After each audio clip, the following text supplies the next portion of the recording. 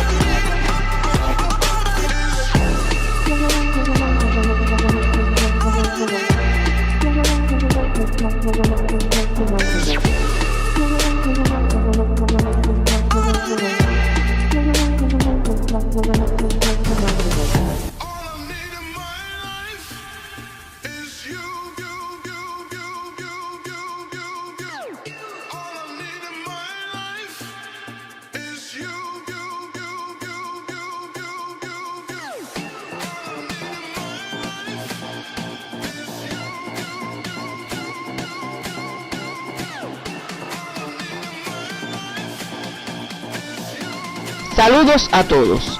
En la semana anterior estudiaron las enfermedades emergentes y reemergentes a partir de sus características principales, con lo cual se concluye el estudio de la epidemiología de las enfermedades transmisibles.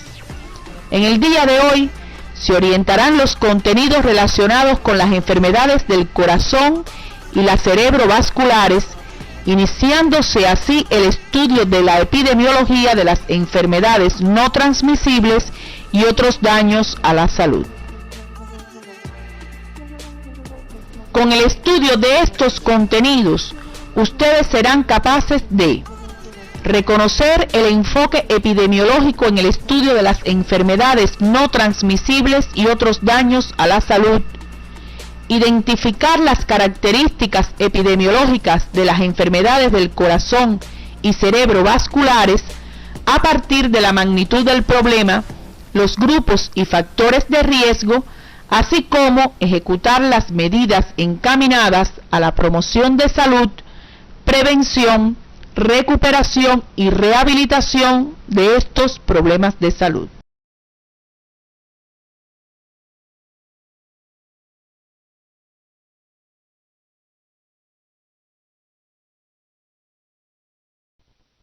Como es conocido, existe una relación directa entre los cambios de las condiciones socioeconómicas de una población y la aparición de enfermedades. En la medida en que mejoran las condiciones sanitarias y disminuye el crecimiento de la población, las condiciones de salud cambian de forma tal que la incidencia de las enfermedades transmisibles y la mortalidad causada por ellas disminuye, en tanto que aumenta la proporción correspondiente a las enfermedades no transmisibles. La estrecha vinculación de estas enfermedades con los estilos de vida y los patrones sociales y culturales de las sociedades modernas ha motivado que las mismas se consideren enfermedades de la civilización.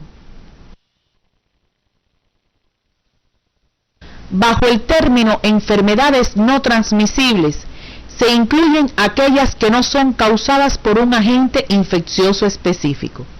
Se caracterizan por una evolución lenta y de larga duración, por lo que necesitan atención médica periódica y de por vida. Tienen un origen poco conocido, multicausal. Se manifiestan en la clínica por sus complicaciones, su alta letalidad y altas tasas de discapacidad. Las enfermedades no transmisibles pueden presentarse en todas las edades de la vida, incluida la infancia, aunque su prevalencia mayor es en los adultos y ancianos. Es por ello que durante los años 40 se consideraron como enfermedades asociadas inevitablemente al envejecimiento.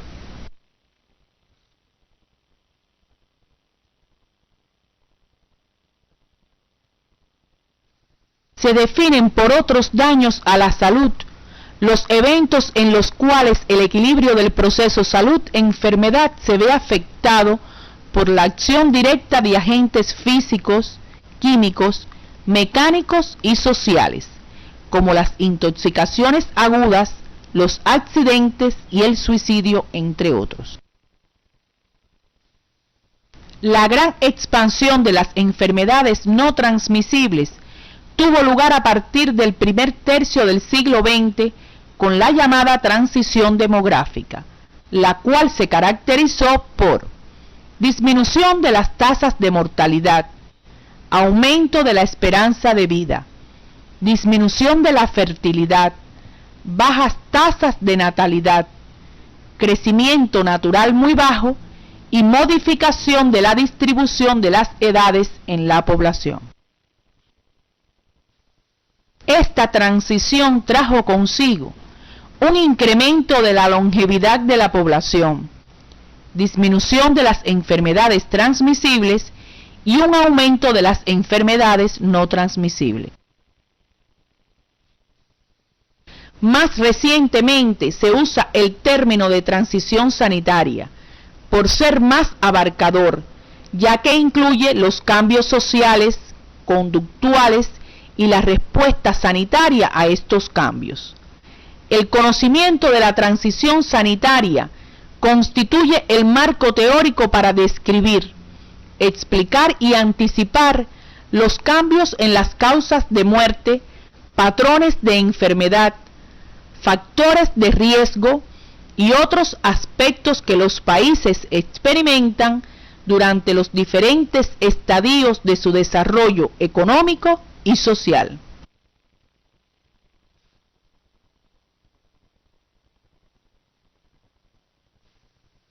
Las enfermedades no transmisibles pueden dividirse en tres categorías. Aquellas que son causa frecuente de muerte, entre las cuales se encuentran las enfermedades del aparato circulatorio, las neoplasias malignas, la diabetes mellitus, la cirrosis y las hepatopatías crónicas, entre otras. Aquellas que con muy poca frecuencia son causa de muerte, como la depresión y otros trastornos mentales, las hernias, hemorroides, artrosis, anemias, cefaleas, entre otras, y las enfermedades asociadas a la senescencia, entre las que se encuentran la demencia senil, insuficiencia cardíaca, osteoporosis, cataratas, pérdidas auditivas y la incontinencia urinaria.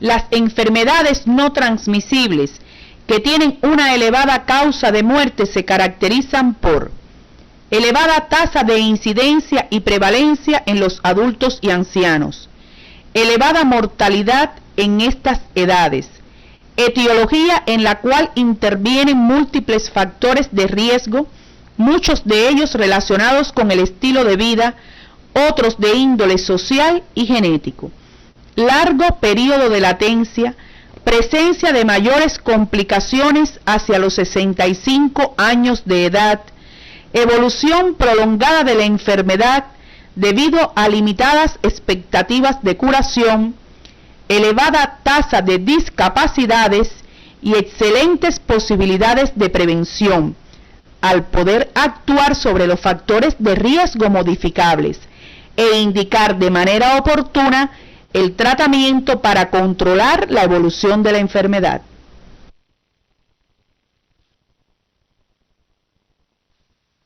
Por su parte, las enfermedades no transmisibles que con muy poca frecuencia son causa de muerte se caracterizan por incidencia y prevalencia en todas las edades. Algunas, como es el caso de las alergias, son más frecuentes en las edades medianas de la vida y otras, como las artrosis, en las edades avanzadas. Baja o nula mortalidad, evolución fluctuante o recurrente, morbilidad de gravedad moderada, constituyen un motivo de consulta muy frecuente. Buenas perspectivas de intervenciones preventivas y algunas generan una elevada tasa de discapacidades, como es el caso del alcoholismo y la artrosis.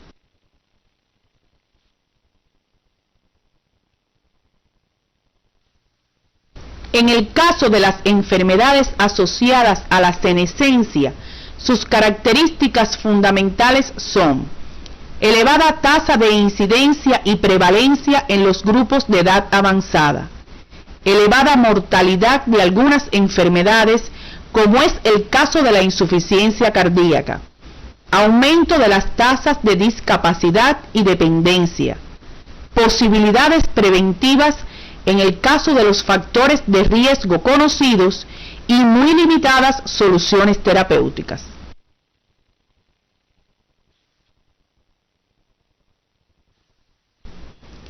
Por lo expresado hasta aquí, las acciones para el control de las enfermedades no transmisibles van a estar encaminadas a evitar, retrasar y reducir el inicio y desarrollo de los factores de riesgo, retrasar el inicio de la enfermedad, así como aliviar la gravedad de la misma, retrasar el inicio de las discapacidades y prolongar la vida de los individuos con una mejor calidad de vida.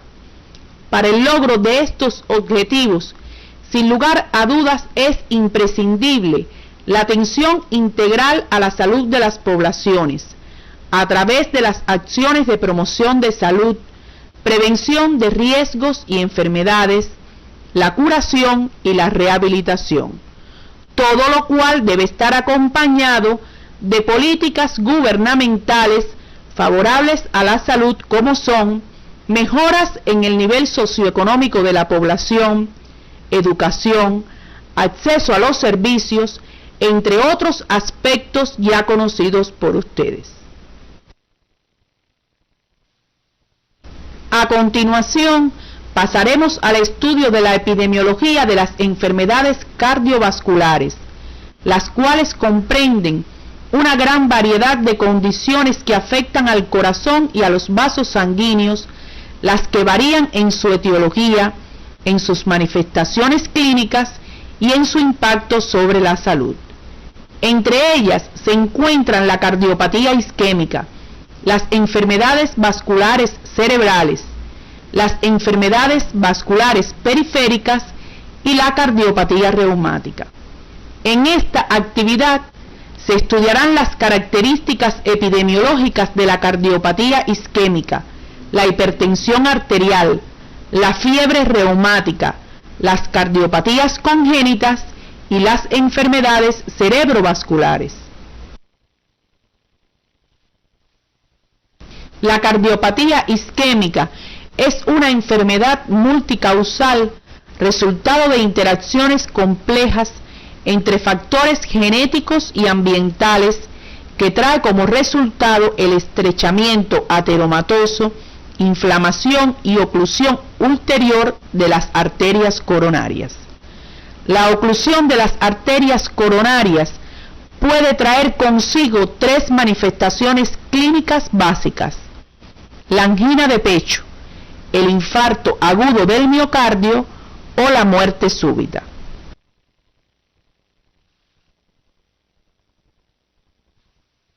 La cardiopatía isquémica constituye un problema de salud pública de primer orden a nivel mundial, debido a su elevada incidencia y mortalidad, carácter crónico, riesgo de nuevos episodios y complicaciones, la disminución de la calidad y la esperanza de vida y elevado costo económico. En Estados Unidos, por ejemplo, esta enfermedad constituye la principal causa de muerte y discapacidad prematura para hombres y mujeres. Se estima que para el año 2020 la cardiopatía isquémica continuará ocupando el primer lugar no solo en la mortalidad bruta, sino también como la principal causa de años de vida potencialmente perdidos. En los últimos años se han identificado una serie de características, ya sean biológicas o sociales, que predisponen a la enfermedad coronaria y se les ha denominado factores de riesgo coronario. Estos factores de riesgo pueden dividirse en modificables y no modificables. Los factores de riesgo no modificables son la edad, el sexo y la presencia de marcadores genéticos. El riesgo de cardiopatía isquémica aumenta progresivamente con la edad, pues la misma se correlaciona con el grado de aterosclerosis coronaria. Como se refirió con anterioridad, la enfermedad es más frecuente en el sexo masculino, pero en las mujeres después de la menopausia, esta tiende a igualarse. De igual forma, se han identificado factores genéticos los cuales intervienen en el proceso de la aterosclerosis, de la coagulación y el sistema fibrinolítico. De ahí la importancia de los antecedentes familiares de cardiopatía isquémica en la etiología de la enfermedad. Su conocimiento permitirá en un futuro no muy lejano una identificación más precisa de los individuos de alto riesgo y la toma de decisiones clínicas especializadas. Por otra parte, los factores de riesgo modificables se pueden dividir en factores del comportamiento y factores fisiológicos. Entre los factores del comportamiento se encuentran el tabaquismo, el sedentarismo y los hábitos dietéticos inadecuados. Entre los factores de riesgo fisiológicos están la hipertensión arterial, la hipercolesterolemia, la obesidad, la diabetes mellitus, entre otras. Existen otros factores que también son considerados de riesgo, como son el consumo de anticonceptivos orales, el nivel socioeconómico y los factores psicosociales.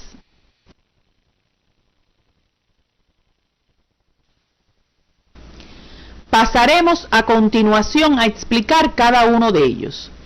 El tabaquismo es considerado un factor de riesgo establecido para la cardiopatía isquémica, independientemente de la cantidad del consumo. Su asociación es especialmente fuerte para el riesgo de muerte súbita, sobre todo en individuos jóvenes y en la incidencia de infarto agudo del miocardio en los menores de 50 años. El tabaco eleva la concentración plasmática de las lipoproteínas de baja densidad y disminuye las de alta densidad. Produce además lesión endotelial, lo que provoca la aparición de aterosclerosis. Además, puede provocar efectos agudos mediados por alteraciones de la coagulación y por vasoconstricción de las arterias coronarias. Desde hace unos años, el sedentarismo se considera como un factor de riesgo establecido de cardiopatía isquémica, mientras que el ejercicio resulta beneficioso por la disminución de la presión arterial, la disminución de la resistencia a la insulina, en la regulación de la glicemia y del metabolismo de las lipoproteínas, la disminución del índice de masa corporal, así como en la distribución de la grasa corporal y en la tolerancia al estrés.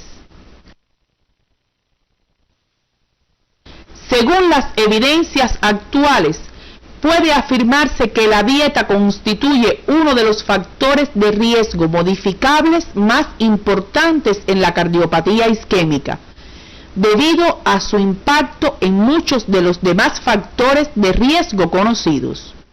Una dieta rica en calorías, grasas, colesterol y sal resulta perjudicial. Sin embargo, una dieta rica en frutas y vegetales pueden tener un efecto protector frente a la cardiopatía isquémica. Existe una asociación continua entre los niveles de presión arterial y la cardiopatía isquémica. Los aspectos relacionados con la hipertensión arterial serán estudiados con posterioridad en esta misma actividad. El efecto del colesterol plasmático sobre el riesgo de aterosclerosis y cardiopatía isquémica depende en gran medida de la proporción relativa de los distintos tipos de lipoproteínas plasmáticas. A mayor concentración de lipoproteínas de baja densidad, mayor riesgo coronario, mientras que el aumento de las lipoproteínas de alta densidad disminuye el riesgo. La diabetes mellitus es un potente factor de riesgo de cardiopatía isquémica, pues en esta enfermedad se produce un incremento de las lipoproteínas de baja densidad, aumenta el estrés oxidativo, se asocia además con hiperinsulinemia, hipertensión arterial, alteraciones de la coagulación y alteraciones plaquetarias, lo que aumenta el riesgo aterotrombótico. Es conocido el efecto de la obesidad como factor de riesgo establecido de la cardiopatía isquémica, lo que está mediado por los efectos del aumento de grasa corporal sobre otros factores de riesgo como las alteraciones en el metabolismo lipídico, regulación de la presión arterial, de la resistencia a la insulina y el riesgo de diabetes. La obesidad androide o central, estimada mediante el índice cintura-cadera, es un factor de riesgo de cardiopatía isquémica y está más asociada a la resistencia a la insulina, a la hipertensión arterial y a la hiperlipidemia que el índice de masa corporal. El consumo de anticonceptivos orales incrementa el riesgo de cardiopatía isquémica en las mujeres, sobre todo en las mayores de 35 años, fumadoras y con otros factores de riesgo concomitantes. El riesgo parece estar mediado por mecanismos trombogénicos y desaparece al cesar su consumo. Los países desarrollados poseen tasas de cardiopatía isquémica superiores a la de los países en vías de desarrollo, y sus mayores tasas de incidencia se observan entre las clases más desfavorecidas. El escaso apoyo social, el estrés, la ansiedad y la depresión son reconocidos como factores psicosociales que aumentan el riesgo de sufrir cardiopatía isquémica. A manera de resumen, podemos decir que entre los grupos de riesgo para la cardiopatía isquémica se reconocen las personas del sexo masculino, adultos mayores de 65 años, pacientes diabéticos, fumadores, obesos, hipertensos y sedentarios, entre otros.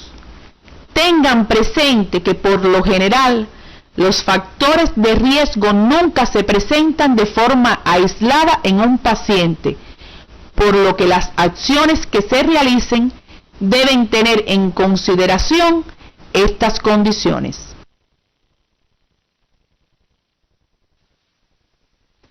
El mayor impacto en la reducción de la cardiopatía isquémica está dado por acciones promocionales que eviten la aparición de los factores de riesgo antes mencionados.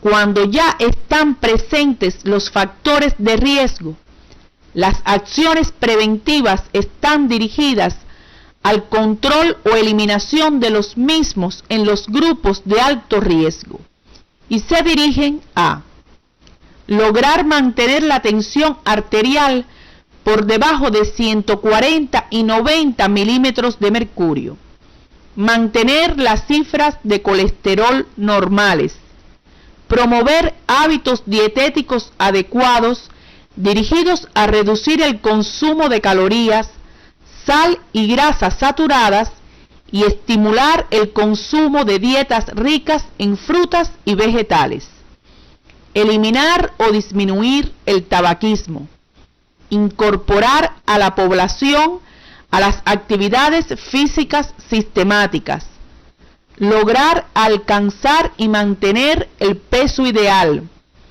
reducir la tensión emocional y, en el caso de los pacientes con diabetes mellitus, mantener el control de la enfermedad. Por otra parte, las medidas dirigidas a la recuperación tienen como objetivo conservar la vida del paciente mediante el diagnóstico temprano y el tratamiento oportuno.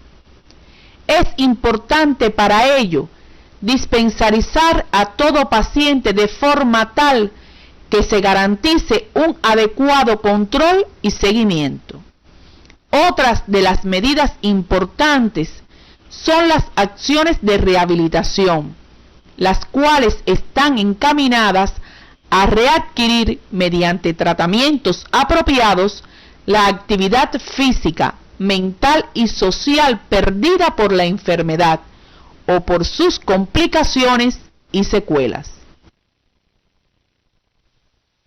Pasaremos ahora al estudio de la hipertensión arterial, considerada como el factor de riesgo cardiovascular modificable más prevalente en la edad adulta, y uno de los que motiva un mayor número de consultas y genera elevados costos sanitarios en la atención a los pacientes. Se define como hipertenso a todo adulto de 18 años y más de edad que refiera a padecer de hipertensión y consuma medicamentos antihipertensivos de forma regular, o que presente cifras de presión arterial sistólica mayor o igual a 140 milímetros de mercurio y o 90 milímetros de mercurio o más de presión arterial diastólica, en al menos 2 tomas sucesivas después de la primera ocasión en que se detecten valores de presión arterial mayores a 140 y 90 milímetros de mercurio.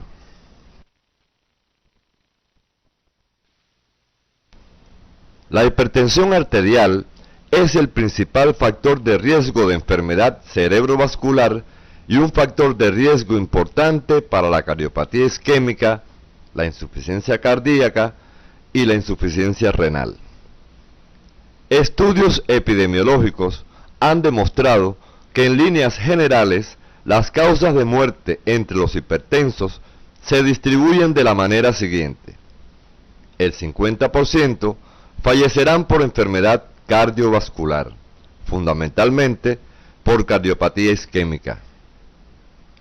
El 33% por enfermedad cerebrovascular, un 10 a un 15% por insuficiencia renal y del 2 al 7% por otras causas.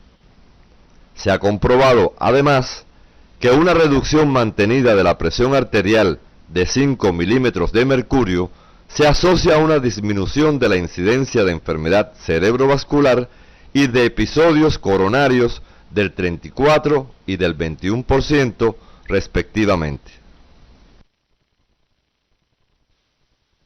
La prevalencia de la hipertensión arterial es variable en dependencia de las poblaciones, pero por lo general se encuentra entre un 15 y un 30% entre la población mayor de 18 años. Es importante que tengan en cuenta algunas características epidemiológicas de la hipertensión arterial que influyen en su prevalencia, entre las cuales se encuentran: el número de casos aumenta con la edad hasta los 70 años y después desciende. Es más frecuente en personas de la raza negra.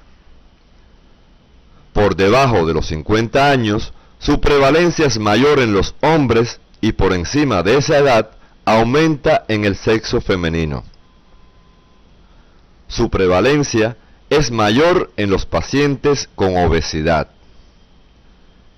Y por último, en poblaciones en las que el consumo de sal y alcohol es elevado, aumenta la prevalencia.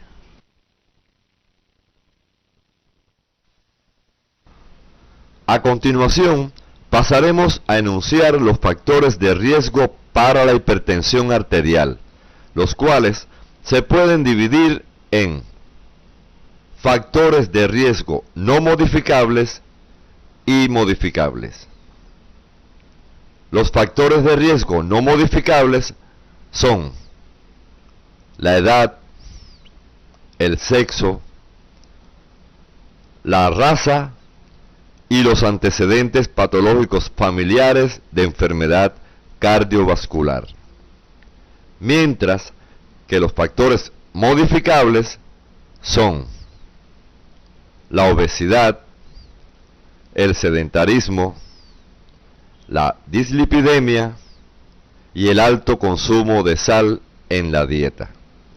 Se han descrito otros factores de riesgo como son el tabaquismo, el alcoholismo, el estrés, las deficiencias de magnesio y potasio, aunque si bien estos por sí solos no producen hipertensión, tienen un papel importante en asociación con otros factores de riesgo. Pasaremos ahora a estudiar cada uno de estos factores.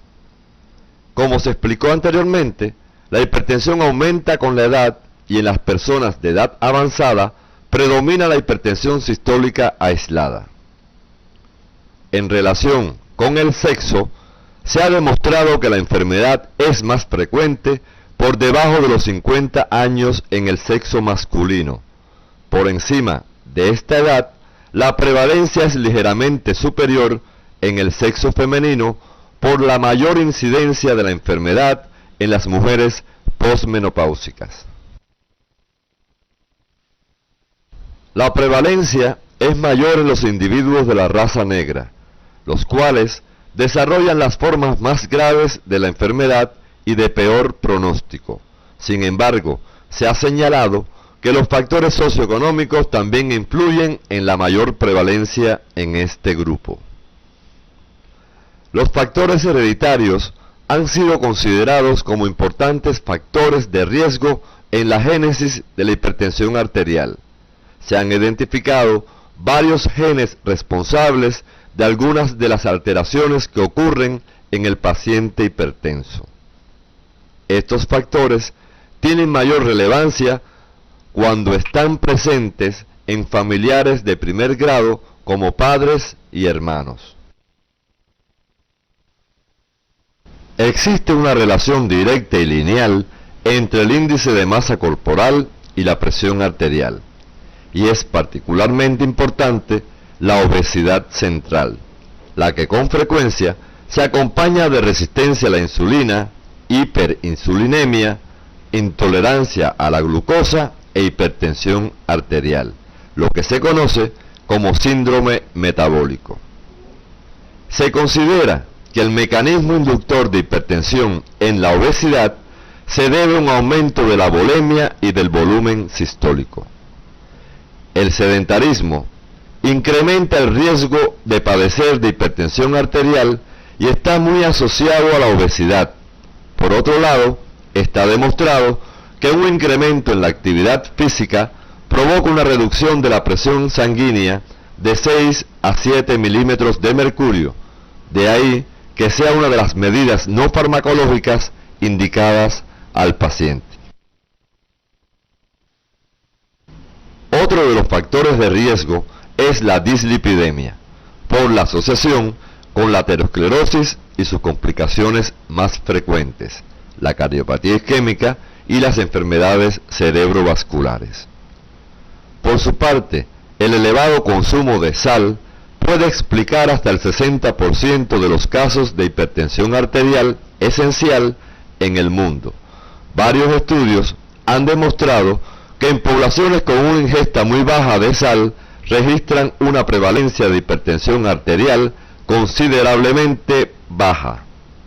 Sin embargo, no todos los individuos responden de igual manera al efecto presor del sodio, por lo que se admite que existen dos grupos: los hipertensos sal sensibles, en los que la presión arterial se eleva con altas ingestas de sodio, y los sal resistentes, los cuales no presentan este efecto y no responden a una dieta pobre en sodio. Mencionaremos ahora algunas de las medidas dirigidas al control y eliminación de los factores de riesgo de la hipertensión arterial en la población general, las que incluyen identificar a los individuos de alto riesgo, disminuir la ingestión de sal en la población general, combatir el sedentarismo y la obesidad, atender las infecciones del tracto urinario,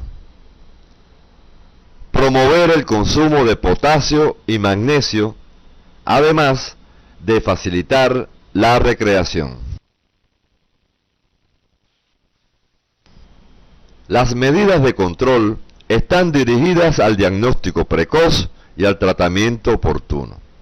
Ustedes ya conocen las pautas de tratamiento en el paciente hipertenso por la asignatura clínica 3, en el cual deben considerarse como una de las medidas imprescindibles las acciones no farmacológicas encaminadas a modificaciones en los estilos de vida, y si con ello no se consigue el control de la hipertensión, debe añadirse tratamiento farmacológico seleccionando el medicamento adecuado para cada paciente.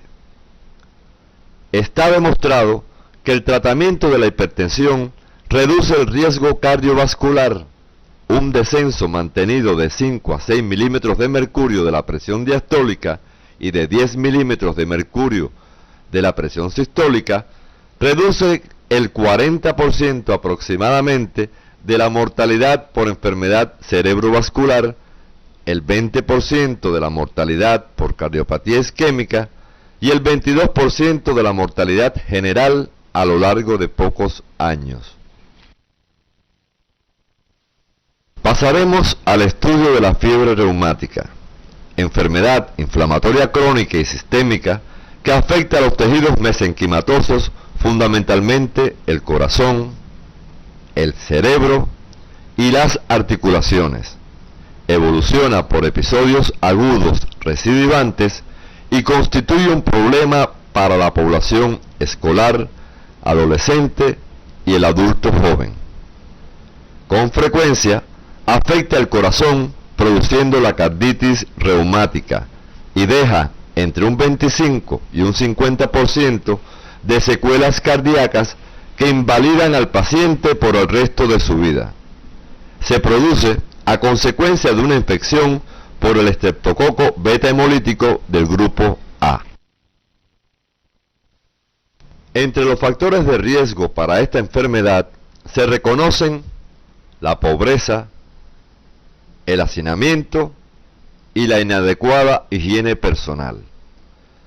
La medida de control más importante consiste en el tratamiento adecuado de todo paciente con infección por estreptococo beta hemolítico del grupo A, además del control de los factores de riesgo. Ustedes podrán profundizar en esta enfermedad en el capítulo 19, Enfermedades no transmisibles y otros daños a la salud, del libro de texto Salud Pública 2, que aparece en el CD de la asignatura. Otra de las enfermedades cardiovasculares objeto de estudio en esta actividad son las cardiopatías congénitas, las que se definen como malformaciones estructurales del corazón y de los grandes vasos, las cuales están presentes desde el momento del nacimiento y se hacen evidentes desde ese momento o luego de algún tiempo de este. La incidencia de las cardiopatías congénitas en la población general es de 8 por cada 1000 nacidos vivos. Las más complejas son causa de fallecimiento en los primeros años de vida. Sin embargo, hoy se estima que más del 85% de los niños nacidos vivos con cardiopatías congénitas alcanzan la edad adulta debido al desarrollo impetuoso de los medios de diagnóstico de la cardiología intervencionista y de la cirugía cardiovascular. Se reconocen como las cardiopatías congénitas más frecuentes la comunicación interventricular, la comunicación interauricular, la persistencia del conducto arterioso, la estenosis pulmonar, la coartación de la aorta, la tetralogía de Fallot, la transposición de los grandes vasos y la atresia tricuspidia. Entre los factores de riesgo relacionados con estas enfermedades se encuentran la infección materna con rubiola durante el primer trimestre del embarazo, la ingestión de fármacos teratogénicos durante el embarazo, especialmente en el primer trimestre, la ingestión de bebidas alcohólicas durante el embarazo, la exposición a radiaciones por rayos X y algunos factores genéticos, por ejemplo, alteraciones cromosómicas como el síndrome de Down. Las medidas encaminadas al control de estas enfermedades deben estar orientadas a la promoción de salud y prevención de riesgos a través de brindar una adecuada atención prenatal, evitar la exposición a sustancias teratogénicas durante el embarazo, especialmente durante el primer trimestre. En el caso del paciente diagnosticado, debe de imponerse tratamiento médico de forma temprana, con un seguimiento adecuado por parte del equipo de salud de forma multidisciplinaria que permita tomar las decisiones adecuadas en cada paciente. Por último, pasaremos a estudiar las enfermedades cerebrovasculares, las cuales constituyen un amplio grupo de enfermedades caracterizadas por la interrupción del flujo sanguíneo en el encéfalo. Desde el punto de vista epidemiológico, las de mayor importancia son las que tienen como sustrato patogénico la ateromatosis y la hipertensión arterial.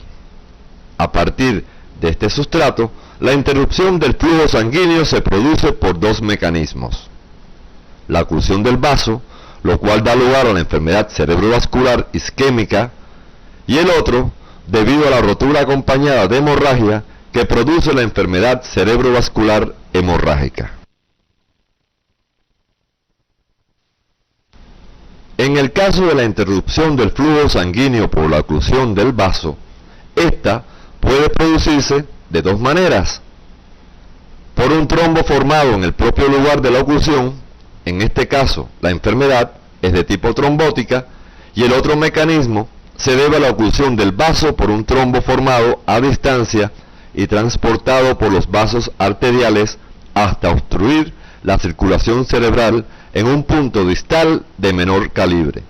En este caso, la etiología de la enfermedad es de tipo embólica. La oclusión de los vasos puede producirse en el terreno de las arterias intracraneales o extracraneales.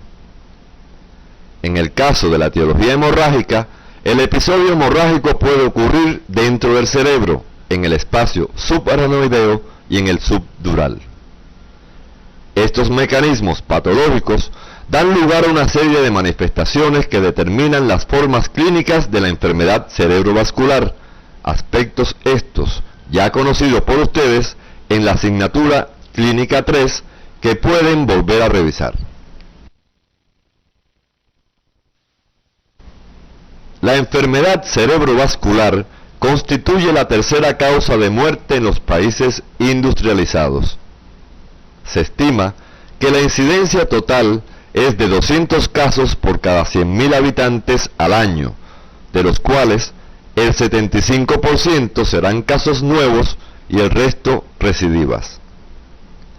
La mortalidad tras un primer ictus isquémico es del 5% durante el primer mes, del 16% durante el primer año y del 41% a los 5 años.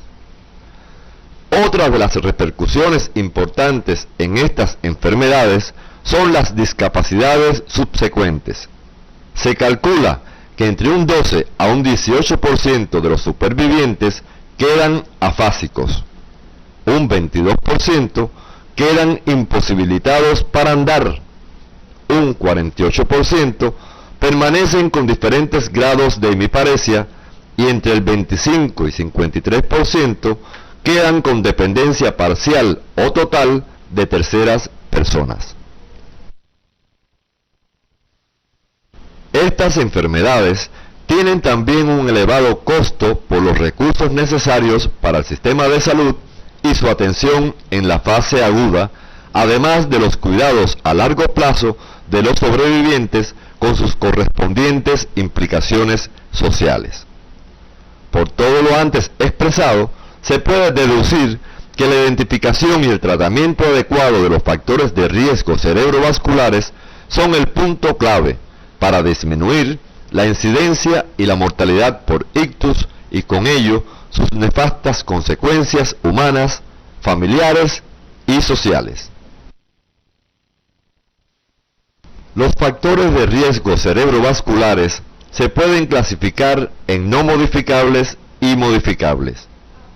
Entre los no modificables se encuentran la edad, el sexo y la raza. Y entre los modificables están la hipertensión arterial, el tabaquismo, la diabetes mellitus, la dislipidemia, la obesidad, el alcoholismo, la hipercoagulabilidad y alteraciones hematológicas, el consumo de anticonceptivos orales, la estenosis carotidia asintomática y la fibrilación auricular, entre otros. A continuación explicaremos algunos de ellos. La enfermedad es más frecuente por encima de los 55 años de edad. El sexo masculino es el más afectado. Sin embargo, las mujeres desarrollan las formas más incapacitantes y con mayor frecuencia mortal. Es más frecuente en las personas de la raza negra. Respecto a los factores de riesgo modificables, está reconocido que la hipertensión arterial es el principal factor de riesgo tanto para la enfermedad cerebrovascular isquémica como para la hemorrágica. Se considera que cada aumento de 10 milímetros de mercurio incrementa en 2 el riesgo de enfermedad cerebrovascular. La hipertensión sistólica del anciano es un factor de riesgo importante. De igual manera, se estima que la disminución en la incidencia de las enfermedades cerebrovasculares está en relación directa con el mejor control del paciente hipertenso. El tabaquismo es otro de los factores de riesgo importante en esta enfermedad. Se considera que el mismo aumenta en 2 el riesgo de enfermedad cerebrovascular isquémica. Si se asocia con hipertensión, entonces el riesgo se incrementa en 20 con respecto a los no hipertensos no fumadores. La frecuencia del ictus en los fumadores decrece a los 2 años de dejar el tabaco y a los 5 años se iguala al de los no fumadores.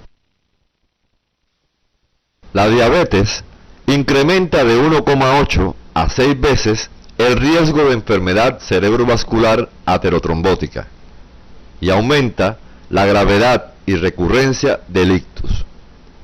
Los pacientes diabéticos son especialmente susceptibles a padecer aterosclerosis y presentan un incremento de los factores de riesgo vasculares como hipertensión, dislipidemia y obesidad.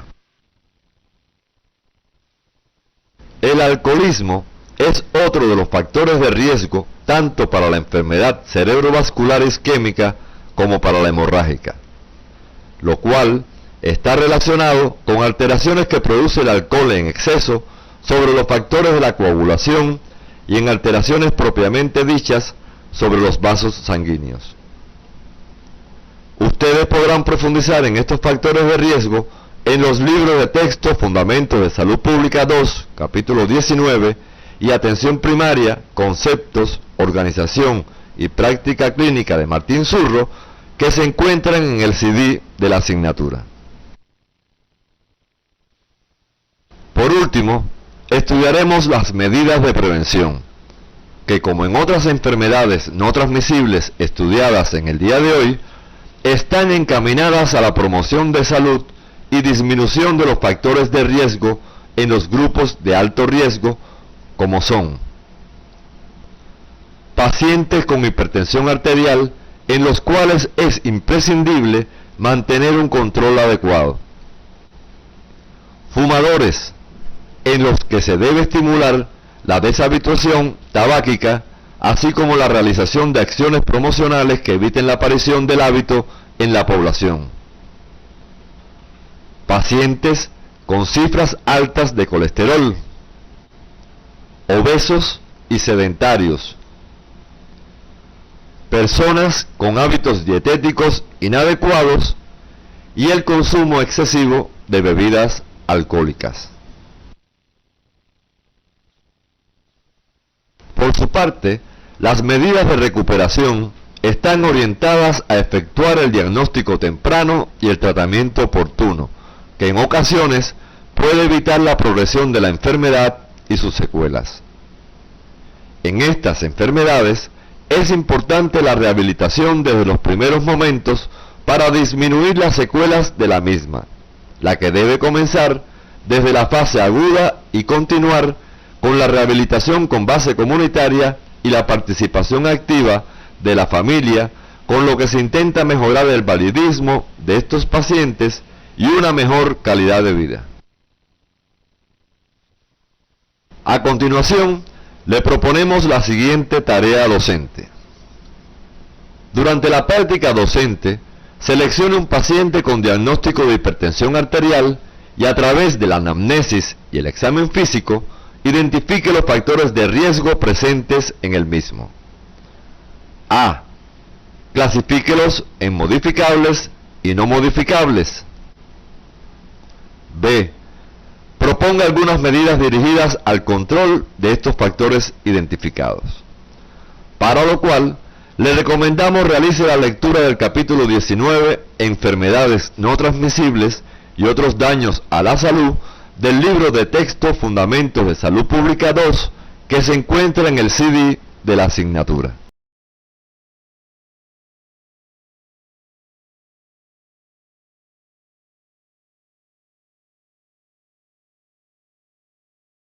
Al finalizar la actividad orientadora de hoy, podemos concluir que las enfermedades no transmisibles se caracterizan por una evolución lenta y de larga duración, por lo que requieren de una atención médica periódica y de por vida.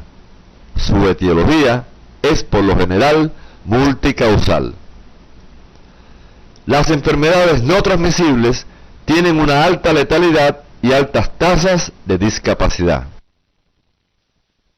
Las enfermedades cardiovasculares y cerebrovasculares se encuentran entre las primeras causas de muerte y discapacidad en el mundo, por lo que las acciones fundamentales están dirigidas a la promoción de salud y a la prevención mediante el control de los factores de riesgo. En la actividad orientadora de hoy, se estudiaron los contenidos relacionados con las generalidades de las enfermedades no transmisibles y otros daños a la salud, además de la epidemiología de las enfermedades cardiovasculares y cerebrovasculares, a partir de la magnitud del problema, los factores de riesgo y las medidas dirigidas a su control. En la próxima actividad orientadora se tratarán contenidos relacionados con la epidemiología de los tumores malignos, diabetes mellitus, enfermedades pulmonares obstructivas crónicas y cirrosis hepática, los que representan importantes problemas de salud pública.